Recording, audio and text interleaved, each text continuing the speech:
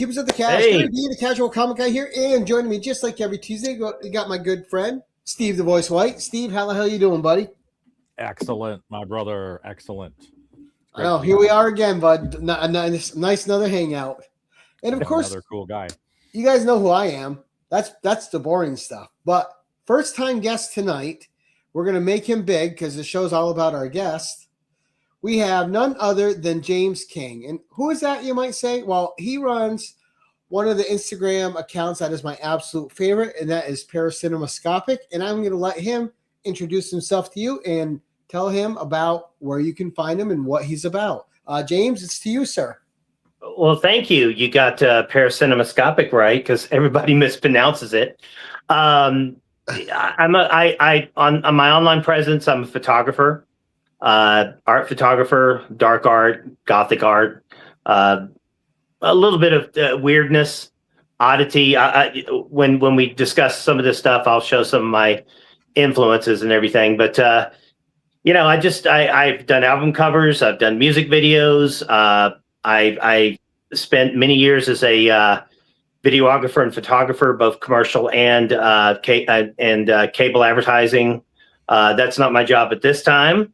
But we won't discuss that. But as far as the photography is concerned, I've had art shows in Atlanta. I've had my work shown in New Orleans and up in New York. Did actually about 20 years ago, I had a big art show in New York called Trailer Tie Up, which was it was a sort of weird Southern fried bizarre thing that I came up with, and the girl that was dating the gallery owner, liked my stuff online, and this is back in the MySpace days, kids. Right. And she basically was like, she told him about me and everything. She gave me his phone number, and I called him, and they had just broken up, and within 5 or 10 minutes, I was selling on this idea, and he had some space, and so the rest is history. So it's a good show. Got some things coming up this year that I'm not going to discuss, but really excited about it. Also wanted to plug as the magazine, Strange World, which I'm highly involved with Eric that does Midnight Magazine. You're going to have that link in the description as well, correct? I will add it. Yes. And I want to give a shout out to Andrew Bones for the Krampus right here on the first cover. This was issue 1, zine size, and our 4th issue, which is coming up, which is going to be full color, is going to be full magazine size. And what the magazine does encompass, just in case you're wondering, it's not a horror magazine. It's a magazine that just kind of really discusses a lot of really strange and bizarre things with art, different ideas of vintage magazines and articles and stuff like that. I was told by an old comic collector who saw this, who said it looked like something that you would find in the 1970s in a head shop. So I guess that's a compliment. Well, it's funny you said the 70s, because that's one of the things I really love about your photography. It's got that old 70s horror feel to it. It's got a bit of the gothic to it as well. Oh yeah, big time. Well, you just do what you feel is right. I don't want things to look like everybody else that's online or in a. I want to. And online is not a good way to say it, but it just seeing other art. I want to be inspired, but I want to be inspired by other things. I'm going to be inspired. I'm going to show you things I'm inspired by every day in my collection, and so it's trying to. Well, not even trying, but just wanting to do something different, seeing something that may look a little bit off, and giving it a try, and I've been very lucky in that aspect. I do appreciate your compliments, and lastly, if you use the words gothic or alternative and everything, it's just I don't know. It's just I like dark stuff. I like dark movies. I just shoot what I know. And I got your your magazine coming to my house now. Oh, okay. So can't wait to dig into that. And one of the things I like too, so you kind of following your account rabbit holed me, because all of a sudden I'm following Undead M, Emma Page, and all these other models who are kind enough to follow you back. They're just good human beings. And just people. Good point out, because I have been really, really, really lucky to work with, and I've worked with Emma Page. I photographed Emma Page when she came down with a couple of friends from Canada, and they were down for something in Atlanta, which is where I live. And she just messaged me and said, "We're coming down in December. Do you have time?" And basically we just threw it together, and she was a lot of fun. And that's, you pick people you want to work with that really understand you and you understand them. So that's very important, to me. And that's the one thing about Strange World. It has a large female presence in the book, but it's not a gothic tease book. It's you'll see the photography in there. Yes, we do celebrate, beautiful women, but also it's an alternative women, but it's just like the Strange World Instagram. It shows them in a very positive light. And we've had a lot of unconventional. It's not like a glam bot. No. And it's just, that's one thing. When Eric asked me if I wanted to join him in this project, which is going to be 4 issues now, I said, I don't want it to be that way. I don't want it to be some sort of Pop-Tart, looking zine. Yeah. Let's take a moment and say hi to the people that have joined us so far. We have Ruby G, Calm Cool Collected, White Tiger LCC. Great to see you, sir. CCCME. We have one of my all-time favorite people, Jerry the Jitterbug. Good evening, Jerry. Sir. We got Steve saying hello to everybody right here. We have another one of our favorite supporters here. We have Brad Wellboard. Good evening, sir. And an all-around good guy, although he doesn't want you to tell anybody, the Jackson Roy Kirk. Just another incredible supporter of the channel. And as people are getting their notifications and popping in, I will give them a quick tip of the hat, but I don't like to interrupt our guests because when they're on, it's all about them. Now, when you and I were discussing this, you kept throwing around a bunch of ideas, and it eventually came down to good girl, bad girl art. Now, before you show your first item, what is your draw to good girl, bad girl art? Well, and the name Kate, good girl, bad girl, I didn't want to say sexy covers or sexy books or sexy pictures. Right. Good girl and bad girl. As I said before we got started, as a photographer, I used to be an artist when I was a kid. And, I stole my dad's Canon camera, became a yearbook photographer in high school. Which gets you a lot of attention. So you're like, hey, this is great. Right. And you're drawing, and I'm drawing all this stuff. And I'm not a goth, but it's kind of leaning towards that way. I was into the Cramps. I was into, the Misfits. I was into, all sorts of just weird music. And it just sort of integrated into my art. And I'm not going to show it, but I do have something that I pulled out the other day that I still have, and I was like, I drew that. You better send me a picture of that. Yeah, I have to do that. And I was just like, that's pretty good, So to get to what we're talking about here, I've been a comic collector since I was a kid. I grew up around my father, basically having Conan books, hardcover. There we go. Yes. My uncle, who read dozens of science fiction and fantasy. I knew who Michael Moorcock was before I even knew what Elric was. Yeah. I grew up around, Burroughs and all these things. My dad, started when I became of age. I read Lord of the Rings in the 5th grade, and so I was always surrounded by this stuff. My father is 78, I think, this year, coming on 78, and he'll be at Dragon Con for probably going on 35 to 40 years now.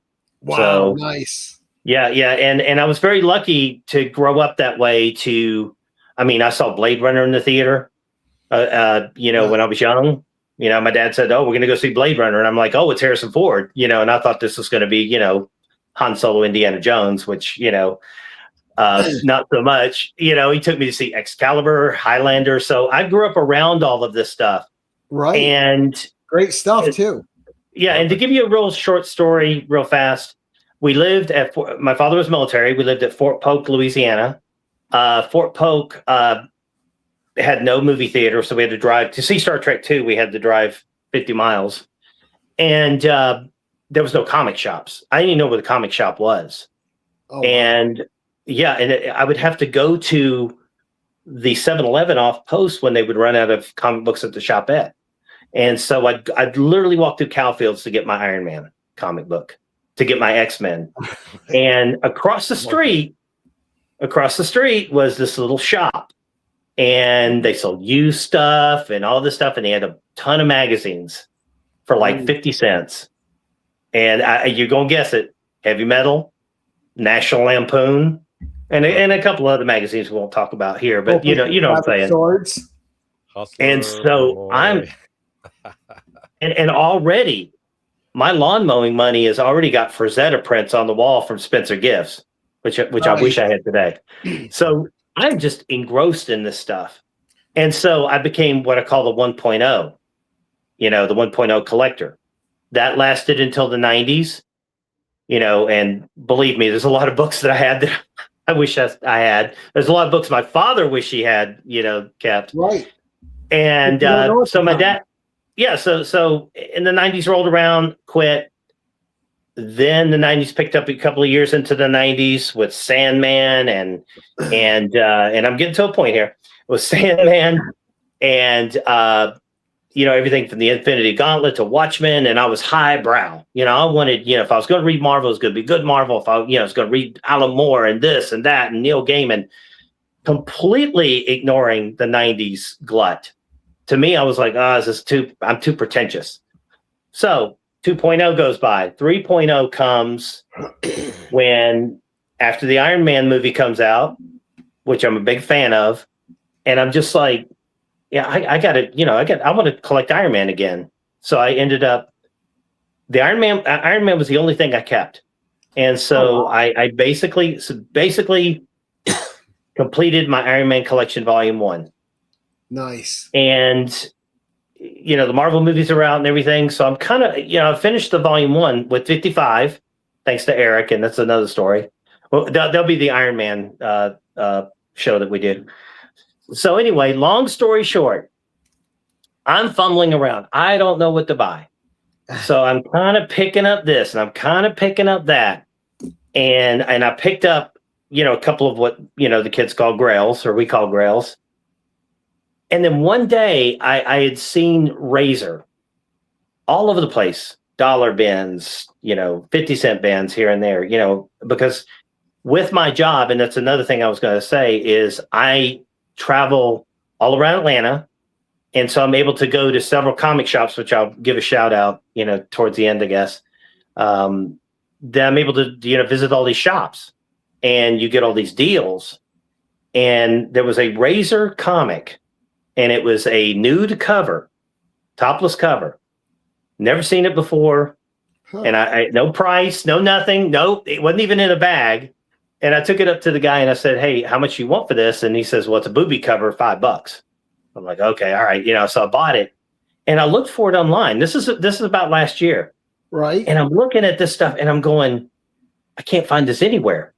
And suddenly the obsession of Razor started. So yeah, I have a couple Razors here. Yeah. And so I was already into Good Girl art, Dave Stevens and things I'm going to show. So suddenly I had my Good Girl art, my Good Girl portfolios, and my Good Girl, comics and books.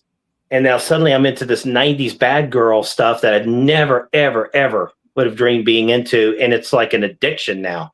Right. And some of it's so much fun, right? It's better than it. Yeah. Like some of it's better than it should be. Yeah. Oh yeah. Yeah. And you've got your higher, here's the deal. And like I said, we can save this for another time. You've got your Witchblades and your Lady Deaths and Vamprillas. Right. And your Red Sonjas. But then you start going down to your Razors and your Shees. Then you start going, I'm interested in the C, D, right, Z tier level. These forgotten, attempts, because when you get these books, you find these books out in the wild, you just say, man, somebody put work into this. They thought they were going to be the next Lady Death. They thought they were going to be the next, big thing, because it was a big thing. And, Right. I've done some reading that Bad Girl Comics actually were selling a lot in these shops. And see, it was a blind spot. Magdalena, Ariel, Yeah. Warrior Nun Ariella, and just so Evangelina, all these are just coming out. There's just a glut of them. I have discovered, and like I said, this is a conversation for another time, but I have discovered some Bad Girl characters that I just had no idea existed. Like, they show up, like there's this one called Razor Wire, and it just said, introducing Razor Wire. She wasn't even on the cover. The hero's on the cover, and she's in there for like 5 pages. And her shtick is she looks like Razor, the character, but she's got these wires that she flips around. Yeah, that's her thing. And then she's gone. Never heard from her again. Right. Yeah. One of my favorites back from then too, Lady Rawhide. Oh yeah, yeah. Lady Rawhide's fantastic. It's written so well by Don McGregor.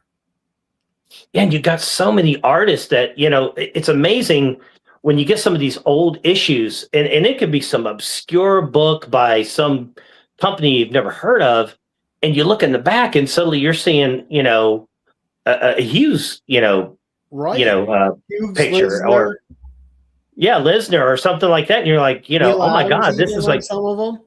Yeah. And it's like snuck back here in the book. And that's something. It's like, that's kind of a neat find. I got one book that had a Jim, is it Blanty? Jim Blant. Sorry, Jim. Yeah. If you're watching, there was a Lady Death Christmas poster, on the inside, and and that's just by going through and everything. But I've been talking about this stuff a lot, but I tell you, I have run my mouth about it over and over again, and I have gone to some of our local comic conventions, and I'm running into guys or dealers, and there they are looking through the razors and everything, and I'm like, hey, what's up? And they're like, hey, you talk about this stuff so much. So, if there's going to be a revival, which I think there's going to be, I'm all for it. And when I show you some stuff, you'll see how far deep it goes a little bit. Let's get to the first book then. All right. So is this just me? Yeah. I'm the only one showing. Right? Okay. Yeah. This is your 12 books. So book 1. All right. So book 1, or art piece 1. How I'm going to do this is I'm going to show what I've got, and I may show just a little something to go along with it. Absolutely. You know what I mean? And segue it into something, because you start to find out that all this stuff sort of starts connecting. And the first thing I want to show, and I don't know, once again, we're not talking value or anything like that, but I got a really, really, really good deal on Phantom Lady, Volume 1, and that is a beautiful cover. Volume 2, better cover. Presented by Roy Thomas, with a forward by Roy Thomas. My favorite comics writer. Yeah. There you go. And painstakingly detailed. You before you even read the comics, you're reading all about the creation of her. Of course, they got to have a Dave Stevens, in the beginning. Well, yeah, why not? But if you read Volume 1, this is all the early stuff. Put that up there for everybody to see for a second. What, the Dave Stevens or the book? The book. That way people get a good look at it. There. Then you can. If you don't know who Phantom Lady is, you need to find out. Now, Phantom Lady, as I go through a little history of her, she bounced around for a little while. She was picked up, and once again, I'm not going to go into too much detail, but she was picked up, and suddenly, and you see this on the covers, and people will know, suddenly you've got this gentleman, Matt Baker, drawing her. Right. So as she starts out, very simple. She's got a little yellow outfit on. She's a senator's daughter. She fights crime. She's fine. But then they take a break, and the company that picks up on her, they want her to fill out. And Matt Baker's another one that I really feel a lot of people should know who this man is. Seriously. Oh, his name has gotten more popular in the last like 2 years. Yeah. People have really been starting to figure him out. Yeah, people. And of course, you can see on the back, it's got his famous cover. Right. And it's gorgeous. And his hair was so great on the women, wasn't it? Yes, it's like Wonder Woman from the 90s. Yeah. Now, Matt Baker, just the 2-second history, if you don't know, was at one time one of the highest paid glamour comic book artist ever. At one time, well respected, had a heart condition, ended up dying at a very early age, lived a life like that because he knew that time was short. But the women he draws is just phenomenal. And of course, you got Canteen Kate, which is another one of his. And that leads me to a unframed print I need to get framed. Phantom Lady #1, which I got the facsimile with. They sell this as a pair. I've got another one, but I'll just show this one. It's just the most famous. But I think that book. Wall art. Yeah, that book. I think it was 500,000 in not all in fine condition at auction. Wow, that's a steal. Yeah, and also with Phantom Lady, you can find her in DC Comics. DC Comics did they own the rights to her. They brought her back during World War II with the Freedom Fighters. Freedom Fighters. They still write her as a problematic character. Sometimes she's a little too sexualized in my taste. Kind of like the same thing with Power Girl. You've got this character that has all this history. Well, sex. All right. Well, it does sell, but and a lot of people know that she's one of the reasons why we had the comics code. Because that cover. Did that single-handedly. All right, #2, which I just have one book to show. Ooh. I got this for a steal. Steal. I mean, I didn't steal it, but I got it for a steal. This is, if you know Bob Powell, another artist. This is the Complete Cave Girl, which was in Jungle. Was it Jungle Magazine? And once again, this is definitely the inspiration of people like Dave Stevens, others. And I could have gone to my comic. I do have some of the original comics, Jungle Comics and stuff like that I've gotten, at really good prices. Right. But it's not an area I want to spend too much time on. It's way too much money, and I would just rather have the art. So, right. Agreed. I think this was well worth it when I got it. It was very overpriced, but I actually got it for a deal. So that's the Cave Girl, Bob Powell's Cave Girls. Okay, so the pioneers of it all. Right. Yeah. Now, I should give a shout out to Bobby Nash. Now, this is Night Vale. You know Night Vale, right? Yes. From AC Comics, which was called Phantom Lady when she first came out.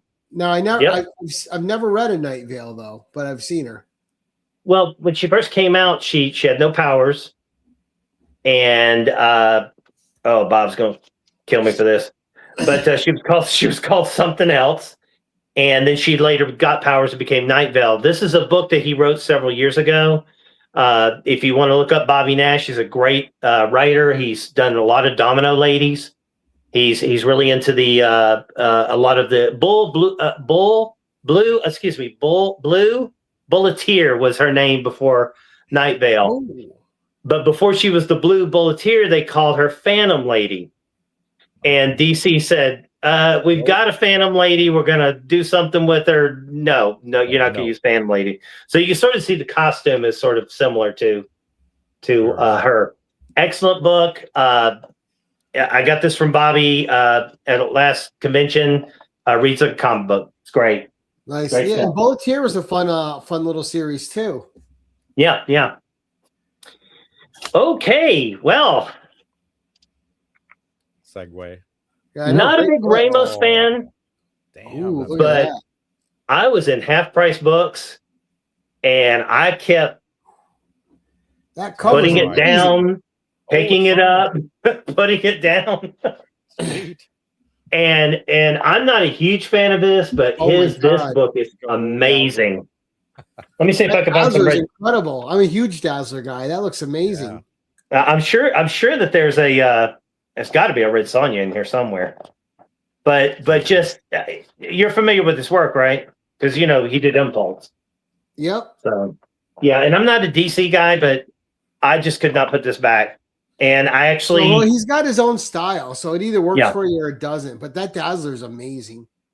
yeah, he just let me see. Oh, here you go. This is what I was looking for. You see that? Okay. Oh yeah, Black There we Cat go. and MJ. And Mary Jane. Perfect. What are they doing? What are they up to?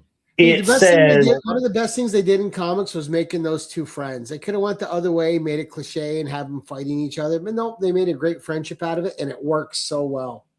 yes, and one more as Mary Jane as Oh, Venom. say okay Yeah.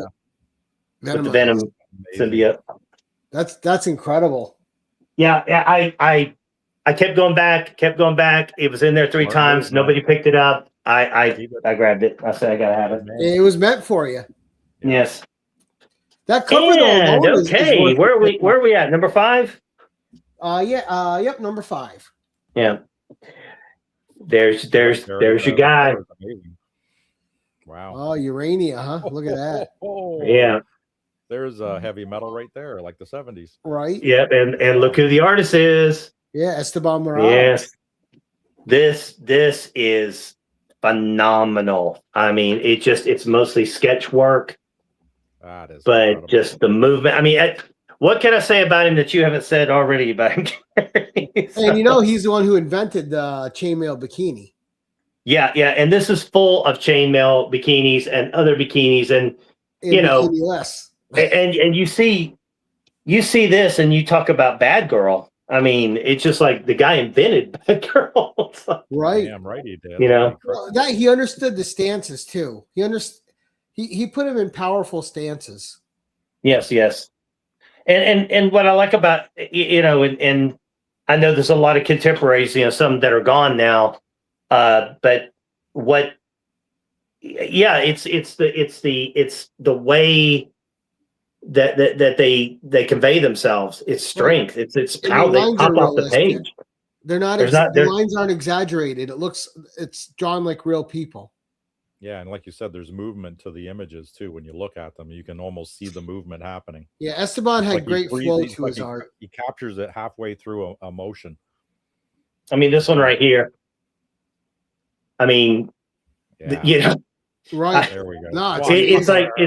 it's like I want this movie right now. I want to Come see on, that we'll right show now. Full of these ladies attacking. Pirate women attack. And then So I want to. This is kind of a side segue a little bit. This is we're getting a little softer here in the mood. Yeah. Francesca Woodsman. This was a photographer who came from an artist family, lived in New York.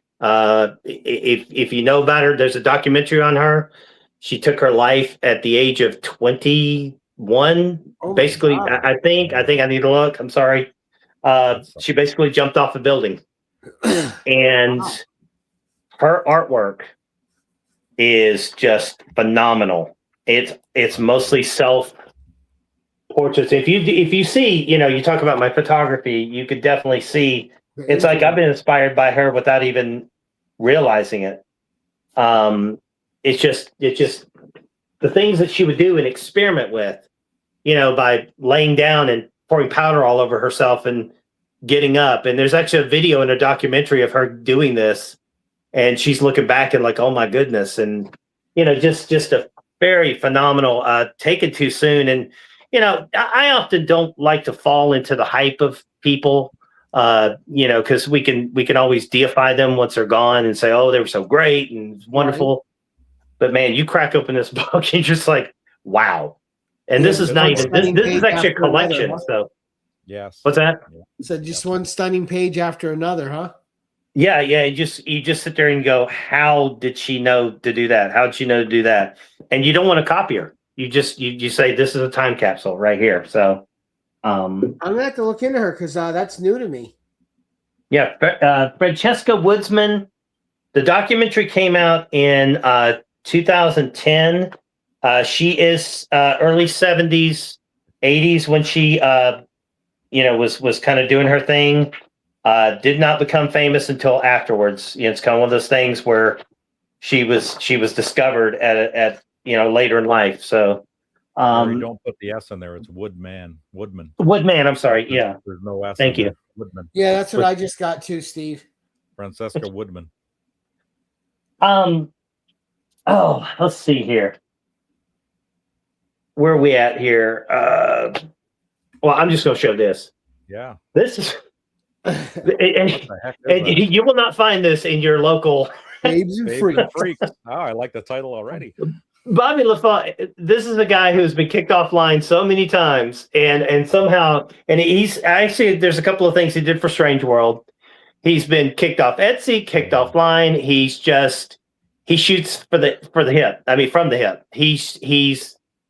It's kind of a once again, that bad girl aesthetic. And I was into him, wow. Yeah. Motion. I say that's got flow to it. Yeah. And you could see the influence. And this book I'm showing you here is actually his tame work. He's done some stuff that, like I said, he's been kicked off Etsy. He's been kicked off this and just a great guy. And I told him, I said, this stuff, not a lot of people are going to understand it. But he kept sending me books. He would just send me books and send me prints and send me stickers and all this stuff. I love this one right here.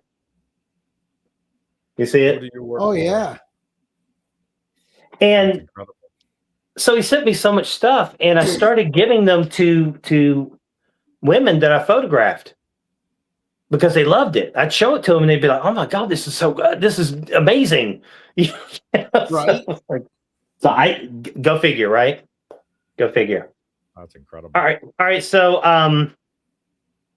well, if I save it for last, where am I up to now? Number 7 is next. Oh, number 7. Okay. Yeah. 6 was Babes and Freaks. Oh, I guess it's time for Dave Stevens. Yes. Yes. Bring me David. Yes, but, and I don't think they knew this when they bought it. It's a double cover. Oh, wow. And I opened it, just to open it in front of the owner. And I don't think he put it up for sale. And he kind of looked like real quick, like, what? I was like, double cover. That's a 9.9 now.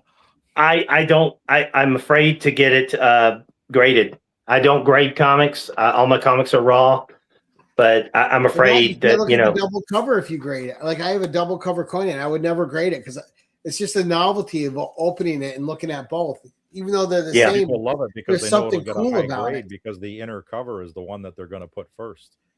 But what I'm going to do is I'm finally going to frame it, and it just we could have a show on Dave Stevens, but I just got this from his estate, signed by his sister. Oh, wow. Which is the actual cover, and I didn't bring it because I would be bringing too much, but there's a in the 2000s he did another portfolio, and that I do have signed. I never met him, but it just I was probably 15 years old when I first saw his art, and immediately fell in love. And it's amazing, of course everybody knows the Rocketeer, Right. and it's amazing. It's amazing in those because he was doing independent comics.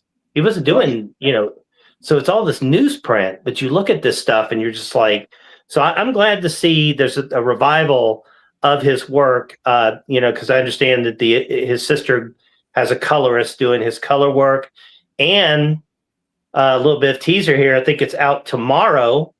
Rocketeer Island, which is going to have some Dave Stevens covers. variant covers. Ooh, nice. But it's and I'm sorry I'm spacing on who wrote it, but it's based on an idea that Dave Stevens had.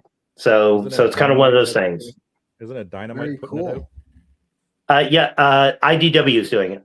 IDW, okay. Yeah. Ooh, I got to put these somewhere where they don't. So, just a couple more, and once again, as far as Dave Stevens, just real quick, this was recently from the comic book creator. This was a piece that was in somebody's personal collection that he had done for commission, and it finally saw print for the first time. And so everybody's pretty excited about that. And it's a really good. How cool is that? And of course, penis rocket next door.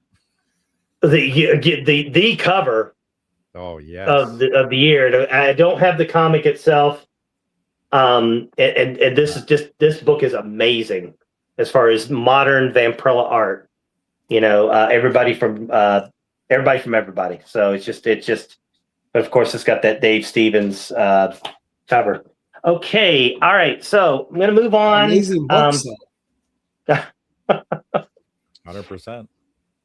I'm going to move on to a little bit of Dog Witch, and I know we've got her in the thumbnail, so we got to talk about it. Dan Schafer, who is actually working on a movie, he's British, and some people may remember him from the Splinter. He wrote the Splinter movie that came out in 2014, I believe. Okay.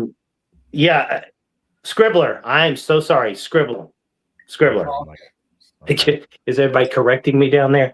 So, I was at a Black Friday sale, 3 comics for $1, that type of thing, and just in a digging mood. So it's Black Friday, and it's a couple of years back, and I found this book, and I was like, who is this artist? And I can't remember the name of it, but I looked it up, and I was like, this thing's $30. Looked like it'd never been opened. It's a one shot. It's a fantasy science fiction story. So I started looking at the artist, which led me eventually to finding Dog Witch. That's wicked. Yeah, what a great cover that is too. Let me tell you what. Chainsaw Girl. I have the first. I immediately started everything Dan Schafer was doing. It's like I had to have it, and I kept trying to buy. I bought the first issue signed, certified and signed, which is fine. But then I kept trying to buy issue 3, issue 4, and they're hard to find. They're extremely hard to find. So I found this out. And I've been talking actually with Dan Schafer online. Like I say, he's working on a movie. Gary, I'll send you his work. But okay. I was talking to another fan the other day about this stuff. This is early 2000s. Dog Witch is a character that she gets into every shenanigan known to man, but you never fear for her life, and it gets pretty crazy. And this is an insane book. This, I mean, just page after page. And the Soka sisters, the movie directors, the Soka sisters, right, wrote an introduction to this, and they talk about how much of a feminist character she is. So that led to getting the signed official Dog Witch portfolio, and he's actually going to be he's actually submitted art for the next Strange World. So I've been talking to him about that. But just he doesn't really do comic book art anymore, I don't believe. So if you're seeing this, Dan, I apologize, but this just stuff is phenomenal. Right, early 2000s. 18-issue run at Serious Comics. Yeah. And 18-issue run. And once again, this character, I can't explain her. That would take a show. It's just she's an insane character. That's all there is to it. She's just insane. But you're with her the whole way, which is going to lead me to. I'm probably way over here, but I apologize. Not at all. You're fine, man. And I didn't remember the books. I gotta give me just a second here. Let me see if I can find this. That artwork is amazing. Right. To this girl, Cassie Hack. Ooh. Yeah, And there's wow. Cassie Hack from Hack Slash, Tim Seeley. Just, you know who I'm talking about, Gary? Yeah. Yeah, Yep. yeah. Just, I haven't read any Hack Slash, but the art catches your eye every time. her as a character, and I did like he wrote this. He wrote the 15th anniversary issue one time where basically she wanted to kill him. She was able to come out of the comic book world and actually wanted to kill him because he's made her life hell. Right. Because he's got to write her in all these scenarios to keep it interesting. Right. Which leads me to, and I know you've seen some similarity, and there's a story behind this girl. All right. Yes, I have a doll. I was at Bargain Hut with my wife. Bargain Hut. Okay. And I look up and I was like, you know, you see something, you're like, is that what I'm seeing? And I was like, is that a Cassie Hack figure? Is that Cassie Hack? And sure enough, it is for $20. Wow. It was a edition. That's a deal. I've What got a the box steal here. for $20. Femme Fatales, Cassie Hack, figure, numbered. It was a Comic-Con exclusive. Sold it through Amazon. You can get her in the blue skirt. Those the nerds coming out now. You can get her in the blue skirt, which is normal price, but this is the red skirt, which is and dear God, if Tim Seeley's watching, I apologize, but I showed him this and he says I only have one of them. So I was like, and I'll never let it go. Seriously, this was, and she's on the axe and she's carrying Vlad's little headpiece there, but it's a great sculpt. It is. And we're seeing a lot of her come out lately. So that's a good thing. Where are we? My goodness. Number 10 now. Oh, we're number 10? Shoot. Well, of course, I teased you with this earlier. All right. My number 10 is, I got this at Dave's Comics. A lot of people may be familiar with this. The Pretty Girl Portfolio came out.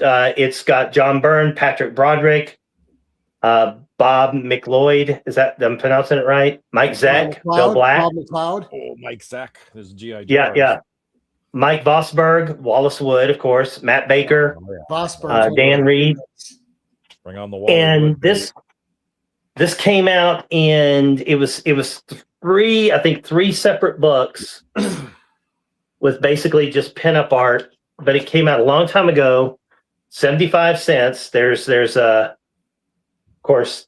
Oh my gosh, Jessica Drew, Spider-Woman. Yes. Jessica Drew. Straight to my heart with that one. Yep. And of course, Phantom Lady. Wow. And Broderick. Yep. With are they loose what was her name? Marinette. Yep. That's Marinette. Are they all loose pages inside this book, or what? That they come out? They're little books. So they're they open up and look at this. Oh, wow. Nice. God, that's incredible. You can, I mean, and we all know who this is, right? Another original bad girl, and of course you've got others. And as I showed you before, the Red Sonja right there. Nice. Just and what's really great about these is that how people were celebrating these characters, early on. I mean, this, it's like what, a couple of years past. Real quick, let's see. I'm surprised here. you never got into Frank Thorne. Oh, that would be another time. Okay. So I wanted to give a shout out to this book, and what a cool cover that is. I'm kind of sneaking this in because as the time I became obsessed with Razor, and the 90s bad girls and everything, I just start looking online, trying to get some ideas, or because there's not a lot of information out there. YouTube videos, and one thing, guys, if you're into this stuff, don't apologize for it. Love what you love. Because I'm watching these videos where they're like, "Hey, I'm into bad girl art, but I know it's not the right thing to be." I'm like, embrace it, and that's what this artist, what this writer has done. This is a doctor, a professor, okay, from the UK named Joseph Crawford. Doesn't have a online presence, as far as I know. And basically, what he does with the whole bad girl 90s genre, he goes into the history of how it began. And what's really interesting about this book is he talks about what was going on in the culture at the time. He talks about second wave feminism. He talks about third wave feminism. And there is a big, gigantic Frank Miller Electra love letter in here, about how Electra, and I'm not going to get it's very deep, but he goes in deep about how Electra was this, female for everybody. She was one thing to Matt Murdock. She was another thing to the Hand. She was another thing to even the Reader, and how she was almost a ghost, and he made her a ghost.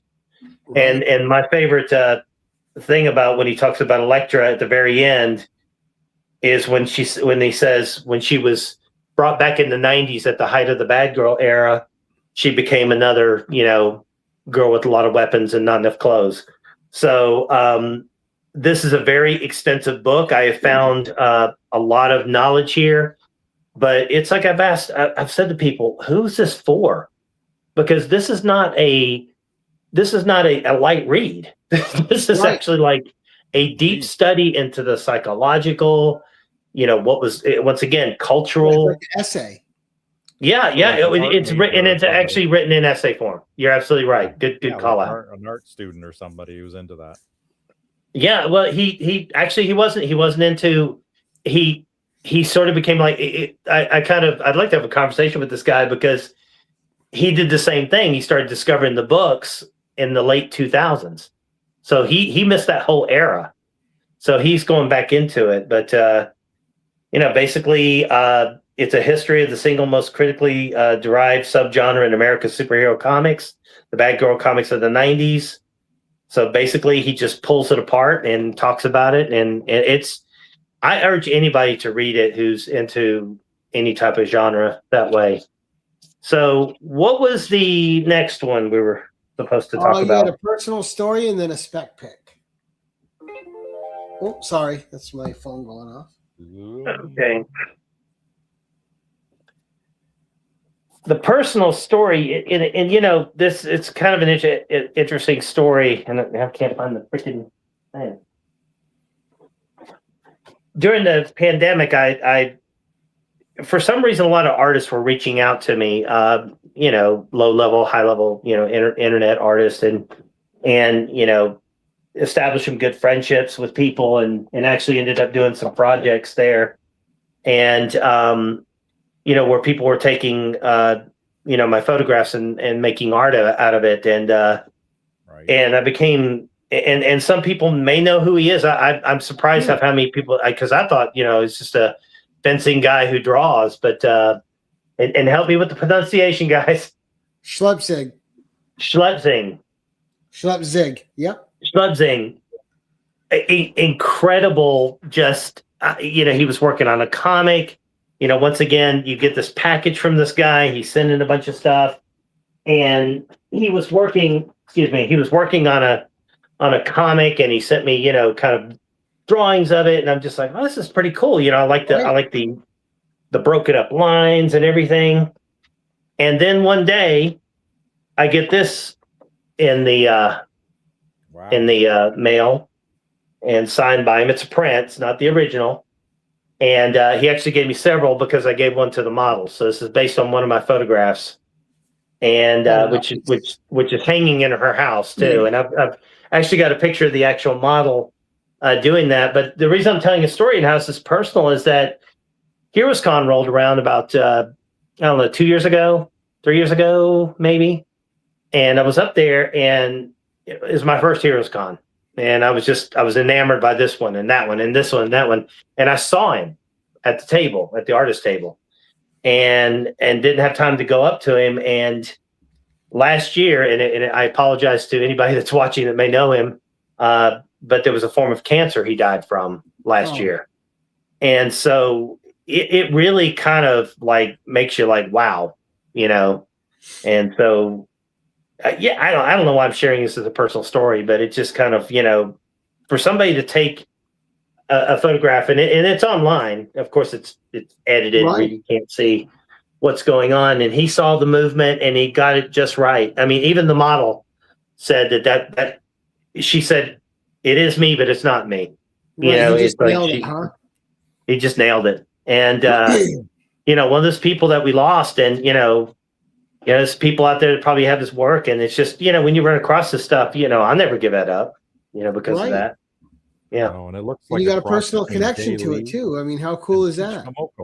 Peach Momoko. And yeah. And, you know, I'm showing you this one artist that I don't know what his reach was. You know, he was at HeroesCon, you know, he's part of the artist, you know, he wasn't a vendor. He was actually one of the artists, and he was represented and everything. So I was kind of ignorant to it. You know, I saw it and I was like, oh my God, there he is. And I didn't even know he's going to be there. And, you know, you're running here, you're running there, and, you know, time gets away from you. And you know, I never got back over there to see him. And I've got other stuff from other artists that I'm not showing tonight that, you know, I've even said to people, I'm like, I can't believe I have this from this artist who just sent it to me. If people would know this, I wonder if they would be, you know, beating down my door, you know, but it's special to me, you know, and that's more valuable than money. So, absolutely, it is. When you get that personal connection, nothing beats it. 100%. Yeah. I'm going to cheat a little bit before I get to my last one. Sure. But because when you go somewhere and just go digging in boxes, Kyoto, huh? Sure. And this is I've got one that I didn't even know if I wanted to show. We're going to save that for another show. By Bruce Timm that I found. Oh wow! And but I basically picked this up for $5, which is nuts. Kyoto did so much great art on magazines and everything else. Yeah, there's something about his. I've got about 8 books by him, several books. I grabbed this one because it was a little bit darker, and you know, he's more in the art world now, you know, than the comic book world. But, you know, I don't pass up a cover. If I'm in a dollar bin and I see Cyberforce, you know, and I don't even read Cyberforce, but if it's in good condition and it's a Chudo cover, I'm just like, I'm there. So, you know, and it's just amazing art, you know, by him. And of course, I'm surprised Chiodo's not more well known either. He just seems like one of those artists that's kind of under the radar, but he's always fantastic. Yeah. And and of course, this came out. This is under Danzig's erotic line, and it came out in 2004. So it's during that whole period, and you know, he gives a shout out to Bet Blevins. And Bill Sienkiewicz, you know, so that's a great. Now this is an artist that I'm not. And you nailed Bill Sienkiewicz's name correctly. A lot of people. Yeah, and I butchered everybody else's. Hey, we're trying to give you a compliment here. Another right place at the right time. I don't even know why I have this out. This is on my bookshelf, and it needs to be in a bag and board, you know. But you know, the artist Bisley, and just incredible pieces in here. Jaw-dropping drawing. I mean, you know, a lot of people have talked about how they don't enjoy the newer stuff and everything. I really don't have a reference. It's not like but I just, when I see this stuff, it just, it resonates. It's just, I mean, this, oh God, this right here. Once again, we talked about the confidence and just pure, just. Right. That's not a woman in distress. That's a woman in control. Yeah. And that's the whole thing that, getting back to the book about the 90s bad girl, he does write about, he defines good girls as, they may be scantily clad, they may be a little saucy, but there's always this good, innocent quality about them. And sometimes they're the victim, sometimes they're not. But with bad girls, it's like they're not only like going against the person that's trying to, do whatever, but they're chopping their head off and they're, violent and, you wouldn't want to meet them at a dark alley. You know what I'm saying? It's like, and surprisingly, once again, and I'm not speaking for women, but that's one thing he did say is that how those books were resonating with female audiences because you didn't have the damsel in distress. So. Right. And that was a whole different era, the damsel in distress. That was the 70s. Yeah. And I'm going to do one more. 70s. And I'm going to do one more cheat. But because he's done comic book work, and I'm not going to open this up because it's a little too. Ooh, yeah. But if you know who David Cho is, oh yeah. I was in Half Price Books. Yeah, I can't open this up. Let me just put it this way: the girl was embarrassed to sell it. like I think they want off your hands, so you don't have to be embarrassed by it anymore. I'm not a Cho bro. And I've never watched the show, but I've seen interviews with him. But the photography and the art and just reckless abandonment that he does. Like I said, I can't even show this stuff. You'll get demonetized big time. Just incredible work. And of course, he's known for some of the comic book work he's done and covers. And he's a big Ninja Turtle. Yeah, I can't show this. So okay. Spec pick.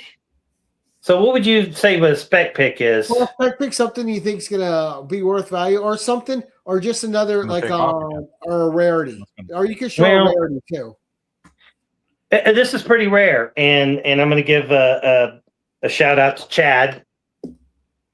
If you don't follow him online, wow, and because he gave me a shout out, I've done a couple of things with him, like a CD cover. The story is that if you don't follow him, Chad Ginsky, sorry, I'm butchering this. You have to send me his link so I can follow him. Yeah. He does a lot of skulls. He does a lot of, and he's had one comic book cover variant for the sweetie. What's the character that lives in the candy world? I can't remember her name. But anyway, I know what you're talking about. Yeah, he did a cover for that. But anyway, he contacts me one day and he says, "Hey, and look at this. I've got 2 copies. I've got one framed, but these are just signed prints he sent me." But he contacted me and he said, I want to do this vampire piece, sort of like a Hammer horror look and everything, but I can't draw women. And he did not want to go online. He can draw women. Sorry, Chad. Right. Sweetie Candy Vigilante, is that who you're talking about? Yeah, Candy Vigilante. Yeah, he did one of the covers. So he contacted me and he said he wanted to have some reference material, but he didn't want to go online.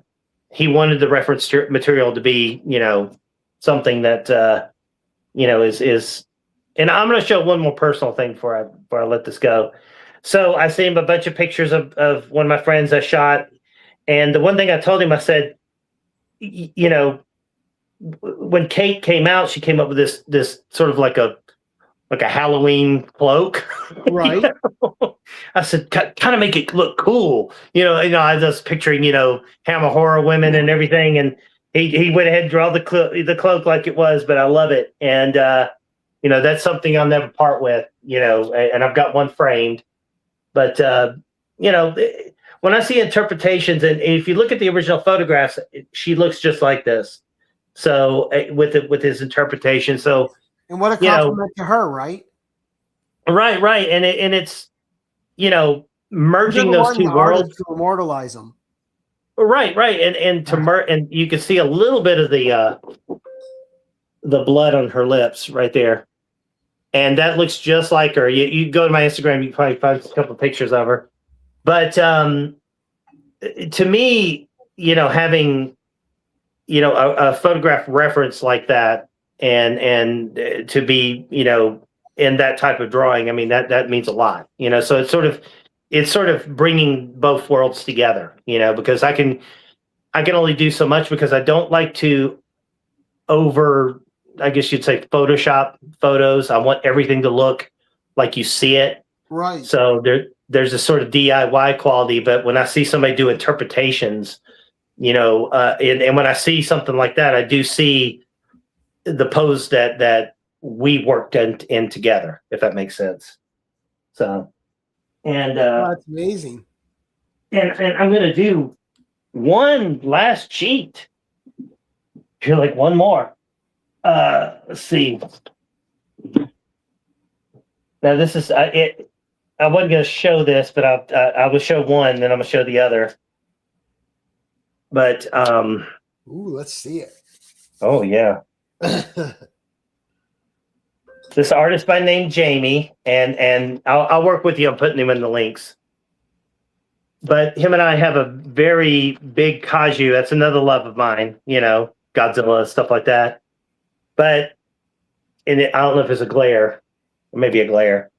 But he sent me one of my. This is from one of my models that I did for a music video, and he sent me this original of her. He printed everything out himself, and made his little monsters. This is kind of his whole motif that he does, where it's wow. where he puts these monsters around women. So I got to talking to him, and I don't know how we came up with this, but he said, I think we did a trade. Yeah, that's right. We did a trade. I'm sorry, Jamie. We did a trade, and I sent him some art, and he sent me this original drawing from a Penthouse magazine. Now, don't worry, it's not too bad, but it's Ghidorah. Oh, wow. And this is all line drawing. I think this is like a 2000s model. I haven't looked her up, but this is all original line drawings around here. And I wanted, he had, did that demonetize you? Did we go blink? I don't care. That was a great, that's He'll just create a new channel, and it'll be back on Thursday. Yeah. But, once again, to me, and it's, my wife is like, oh, where are you going to hang it? And I was like, I can't hang this in the house. Right. May. We do have a, because my wife and I do share, a lot of the same love for exploitation movies, and she's very comfortable with my photography, and she loves the whole thing about the bad girl obsession that I have now. Right. But and so you can go down some halls and see some very scantily clad art, but that I just felt like this was kind of pushing it, like it's like what if somebody uses my bathroom and third time, right? No, it's good stuff, man. It's cool stuff. Well, it was nice knowing you, Gary. Right. But that was all great stuff, though, James. Well, thanks. I mean, that was an awesome show. A lot of fun, a lot of great art. And again, though, I want to tell everybody out there, go check out his Instagram. You'll see some incredible horror photography. It feels just like what I love about it has grit to it, like a 1970s, like ethereal grit to it. And just, if anybody goes there, I've spent the last year not really updating a lot, because I've been paying attention to Strange World and the Strange World profile. And because the Strange World profile has become let's just put it this way. I was doing an art project for a couple of years, which I won't talk about. And I just kind of walked away from it right around COVID. Right. And I really felt like I was a little burnt out. And that's when he hit me up about the Strange World. And what was happening was I was posting Strange World pictures, like a photographer who had shot something, and and trying to promote it on the Paracinemascopic. So basically, I took that old project that I was doing, because it was just sitting there, kind of revamped it and made it the Strange World. And so I kind of run the profile. And one thing I was, when I was working with it, I felt like, hey, we can't just continue to promote every little thing we do in each zine. So I started reaching out to people and saying, hey, let me post an anniversary of a band. Let me post, feature a model, feature an artist, and I don't care if they're way up here or if they're way down here, as long as it's got heart and they really, and it means a lot to people when you do that. And I know there's not a lot of huge traffic on there, but what I found out is some people have worked together, because of that connection through that profile. And so that's been kind of something that has sort of made me want to go back into the photography. You know what I mean? Like I was able to kind of play in this world. Back into it. Yeah. And just sort of go, okay, this is a lot of fun. And you mentioned Emma Page. Emma Page did Magnavolt, who I've been talking to, Magnavolt, who's from Sweden. And, he's a musician. It's all electronic and it's dark and it's mean. And all of a sudden I see that she's got one of his t-shirts on and she's modeling merch for him. And she's from Canada. And I was messaging you. I was like, did you guys, he goes, yeah. He says, I started following her because of your profile. Same reason I did. And the cool thing about her, like how down to earth she is of a person, is she instantly followed me back. Yeah. I'm Joe Nobody, so how nice is it of her to do that for someone? Well, and once again, we all, I've always been the round peg that couldn't fit in the square hole, I guess you'd say. Right. And I think with even in the art world, I always felt like, these guys are so much better, or this is going on or that's going on.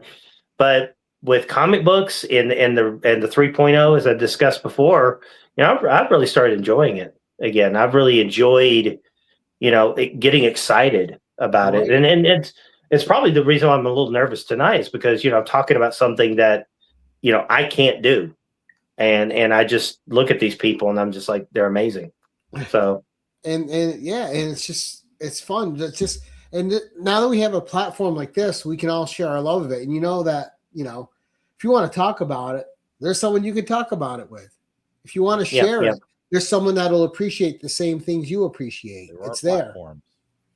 Yeah, and I'm finding, I guess, because Gary, you could say the same thing with the little gray and the beard. That that you're in between the old grumpy collector and the young guys and girls coming in. And I was I'd stopped by a store and I was deep diving the other day and didn't have a lot of time because I'm working, Right. And I ran in for a second. I was diving and two guys did not know each other. They were like 20, 22 years old. And they start asking me, like I'm some sage or something, like, what should I get into? Should I read Absolute Batman? Should I do this? And I just, I know the Marvel movies, and I'm just like going, oh God. Look, and I just told him, he knows, he's wizened. But I told him, I said, find what you love. And that's what I finally did. I finally, after 2 or 3 years, just started, getting, because when I was, once again, the pretentious art guy in the 90s, I wouldn't have bought stuff like that. I would, books like this, I'd be like, are you kidding me? No, I can't, making excuses for it. But now I'm just like, no, it's a part of history. It's, and I admire anybody that puts pen to paper or writes and creates. So, right. Well, in that, it's just, you put it out there for people to see. It's not always going to be embraced. It's scary, right? Yeah, yeah. And we have so many great artists now. Like, just it's amazing. But the thing though, even though we have great artists now, sometimes seeing the art now gives me a deeper appreciation for the art then. Yeah. Yeah. Just because it was so basics. Like, I'm doing this with my own two hands. I'm not no digital creation. Just it's my talent with the tools in front of me on the page. And I got to be honest, I showed you the Dave Stevens Planet Comics, but the first time, I looked at one of his pieces in poster size, which was the Airboy cover, the famous Airboy cover. Right. The first time I saw that, in poster size, colored extremely well, not in the, the Airboy, 50-cent comic, which looks great on its own. Right. I got emotional. I was just looking at it wasn't about the salaciousness of the character. It was about, how her boots looked, how her pose was. The way the pants go out, it just the lines are amazing. And there's a, and I don't want to go too far with it, but when you look at the faces on these females, it's like Dave Stevens has told the story, and without and there is no story, and I love the details of, like, they're not monsters, they're aliens, but there's the things, that you start to pick up on. Your eye starts to look at the shoe. You see that the gun has been fired, and the reckless abandonment that they're just, you don't know if these girls are scary or if they're right, because or you want to have a beer with them. Having the time of their lives, and with all those creatures trying to get them, like they're almost like they're getting away with something. Yeah, yeah, and I love a small detail that he calls the ship Rocket 88. That always stood out to me. Nice. It's and once again, we can discuss it, in another show or at whatnot. But I've got my favorites that I had to pull back on and say, okay, let's not make this the showcase show of your favorite artists who are working artists now. But give a shout out to somebody like Gilliam March. If you read Batman, or if you've seen his Batman work, I love that last Satana cover he did for Absolute Wonder Woman. I love it. She is so punk rock on that cover. I told myself to stop buying his DC work because I'll go broke. But there you go, Thelma and Louise in space. Yeah, I had to that cover you're talking about. I had to blind spot it. I had to say no. Dude, it's so, like, there's some people like, oh, I don't like the way she looks. I'm like, what do you mean? I'm like, that's amazing. She looks so punk rock on that cover. It's perfect for this universe. Yeah, yeah.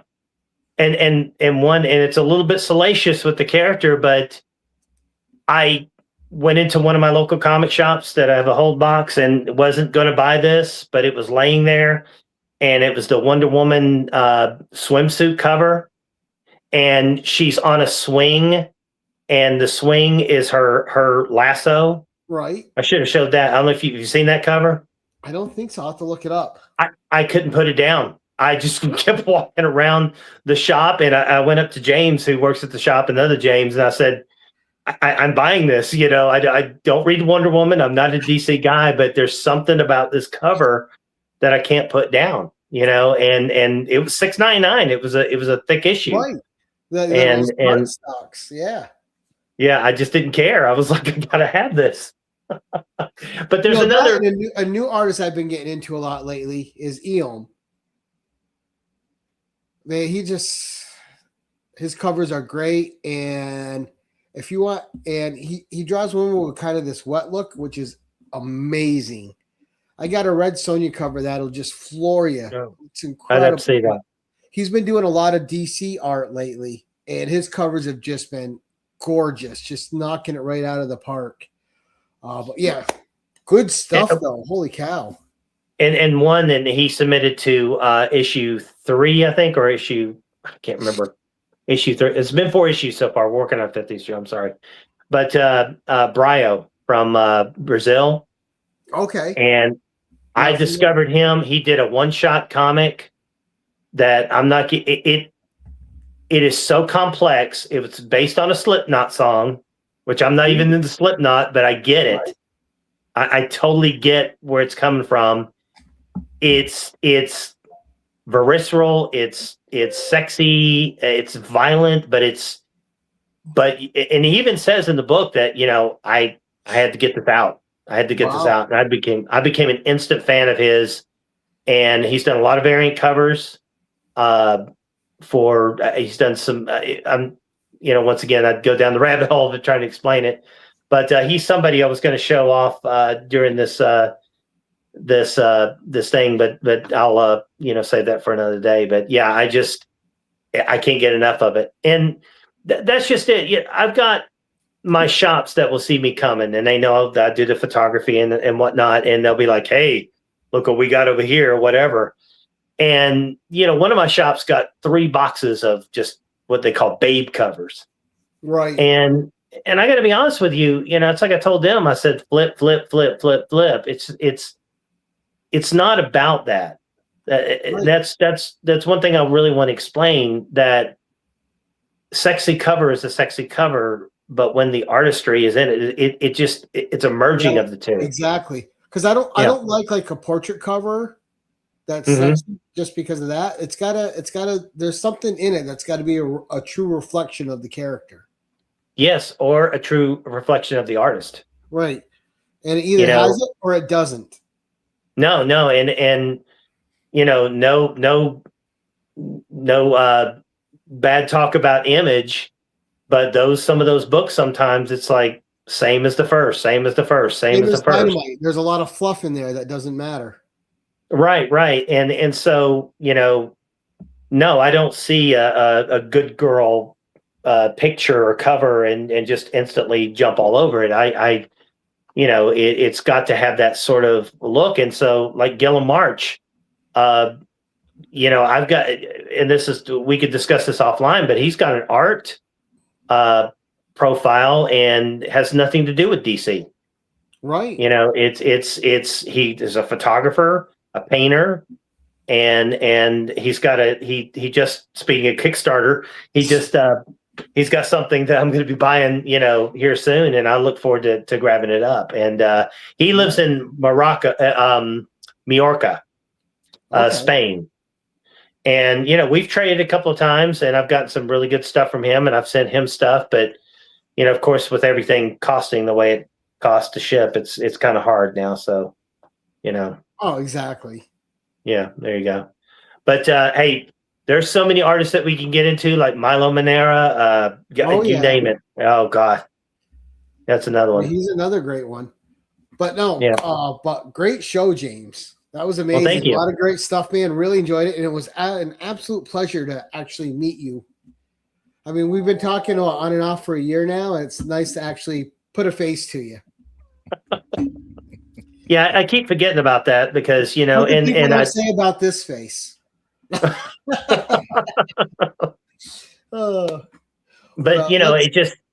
it's like I told those young guys, just get what you love and don't make any apologies for it.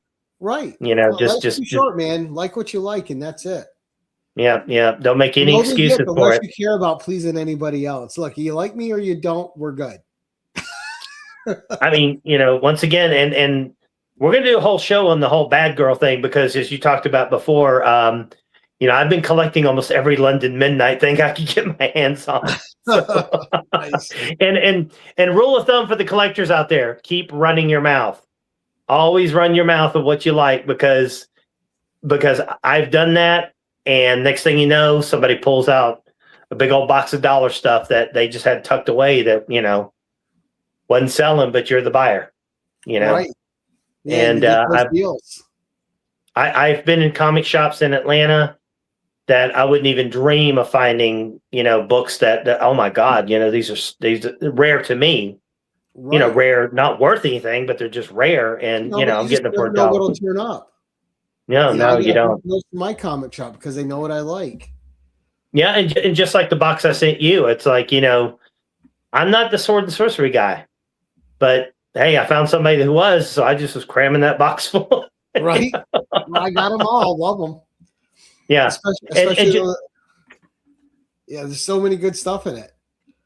But before we take off, so you're mostly sword and sorcery, and what about you, Steve? What's your that and Marvel girls, Marvel Comics women, like Marvel girls? Cat, and Black Cat, Firestar, stuff like that. Yeah. Oh, Captain Marvel. She's one of my Carol Danvers is one of my all-time favorites. Black Cat. I've got a thing for the fishbowl space girl. Oh, every time it doesn't matter if it's it doesn't matter if it's terrible. Bubble helmets. The bubble helmets, and which is a lot of Wally-Wood. It's just that Alien World series is great for that. Yeah, there's something about the bubble-headed space girl, running around, in this ridiculous outfit. Usually it's a one piece, and I just there's something about that look that I really like. So it's just fun.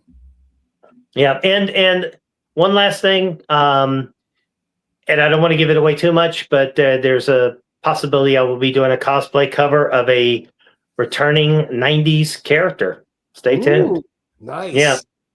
So it's don't want to give it too much away, but it's right around the time I started getting all into this '90s girl thing. Suddenly, a guy that I've been following for a long time, he's like, "Yep, bringing her back," and I'm like, "Oh." So we've been talking. So we'll see. Nice. We'll see. We'll look forward to that news. Yeah. All right, well, let's go around the horn like we normally do. Steve, what's coming up for you, sir?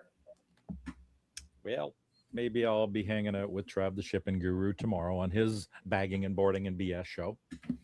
That's at 5 Central time, or no, 5 Eastern, 4 Central time.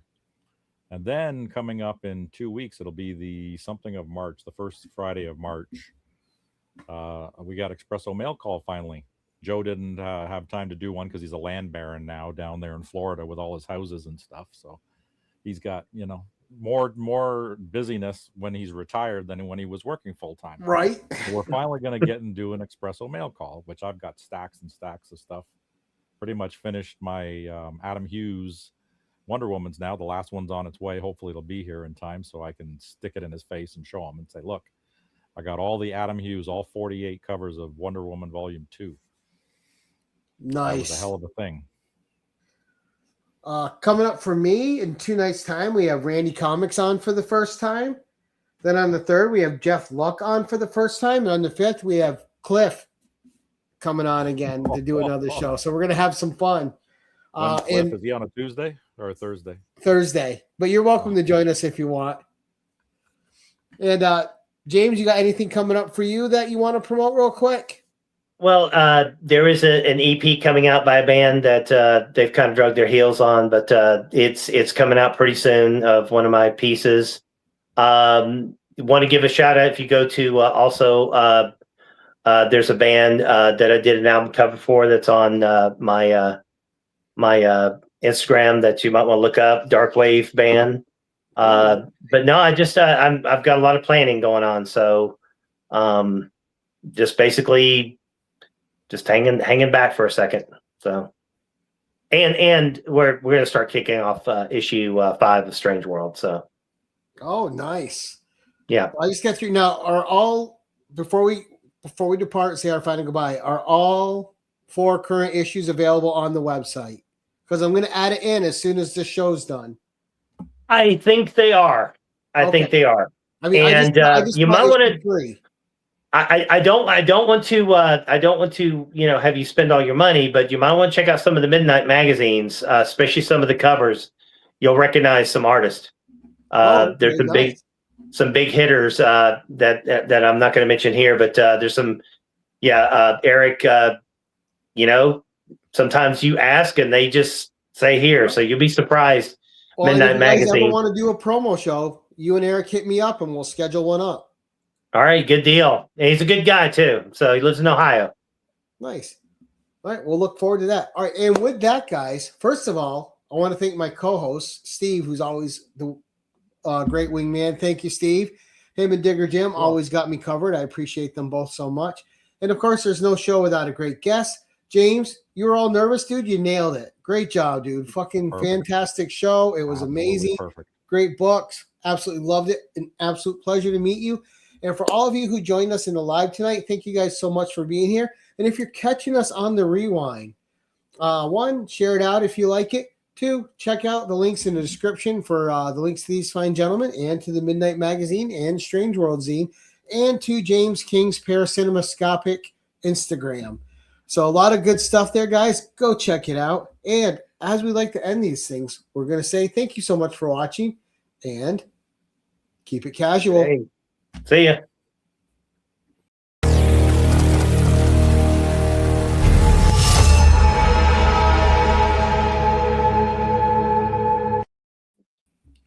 Wow. Oh, okay.